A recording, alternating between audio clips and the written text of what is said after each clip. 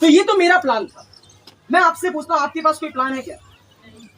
अच्छा, एक चीज आपको और बता दूं कि इस दुनिया में यदि किसी के पास पैसा आता है तो सिर्फ और सिर्फ प्लानिंग से ही आता है। आप में से कितने लोग भिखारी को जानते हैं? भिखारी को जानते हैं?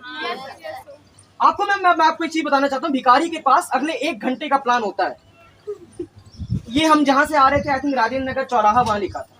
यदि कोई भिखारी राजेंद्र नगर चौराहे पर बैठा है, उसको लग रहा है कि अब अगले 1 घंटे तक यहाँ पर बहुत सारी भीड़ है, अगले 1 घंटे बाद यहाँ से भीड़ चली जाएगी तो मैं किसी और चौराहे पर जाकर भीख मांगूंगा, उसके पास अगले 1 घंटे का प्लान है। इसलिए मेरे ख्याल से उसके पास पैसा भी अगले 1 घंटे का ही आता है। आप में से कितने लोग मजदूर को जानते हैं? लेबर जिसे कहते हैं, उनके पास 1 दिन का पैसा आता है, क्योंकि उनके पास सिर्फ और सिर्फ प्लान भी 1 दिन का होता है। उनको पता है मेरे 1 दिन का खर्चा कितना है, 1 दिन में मेरे घर में रोटी कितने रुपए की आएगी, 1 दिन में मेरा खर्चा क्या क्या होने वाला है, इसलिए उसके पास पैसा भी। कितने लोग नौकरी पेशा आदमी को जानते हैं, जो लोग जॉब करते हैं?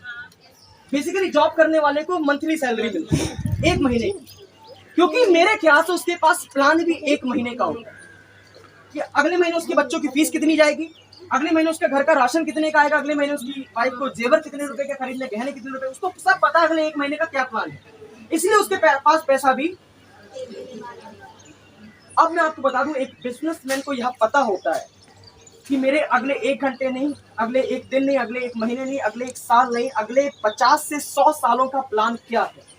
इसीलिए मेरे ख्याल से एक बिजनेसमैन के पास पैसा भी अगले 100 सालों का एक ही बार में आ जाता है। मानते इस बात को? भारत में गरीब आदमी मुकेश अंबानी कितने लोग जानते हैं?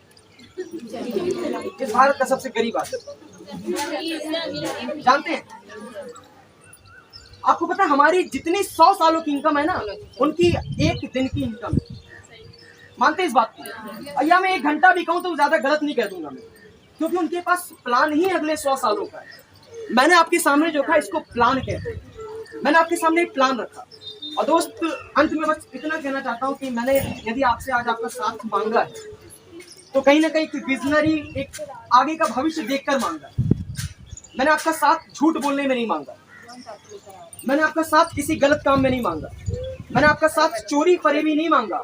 मैंने आपका साथ एक ऐसे कार्य में मांगा जिसमें यदि आपने मेरा साथ दिया तो हम सभी मिलकर यकीनन भारत की तकदीर और तस्वीर दोनों बदल सकते।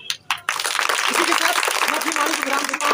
आप सभी लोगों का बहुत बहुत धन्यवाद जो आपने अपना कीमती वक्त आज हमें दिया, इसके लिए बहुत बहुत धन्यवाद।